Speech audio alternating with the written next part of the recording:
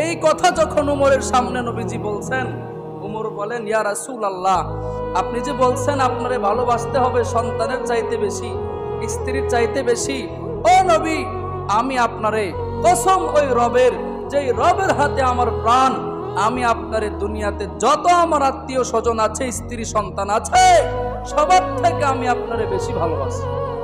তখন নবীজি বললেন, উমর, হ্যাঁ ভালোবাসো ঠিক আছে, তোমার জানের চাইতেও বেশি ভালোবাসা লাগবে। উমর তো আমাদের মতো এরকম মেইরে মার্কা মুসলমান না। সে বলেন, ও নবী একটু দাঁড়ান, আমি দেখি আমার মন কি সাক্ষী দেয়, একটু দাঁড়ান, একটু আমাকে সময় দেন।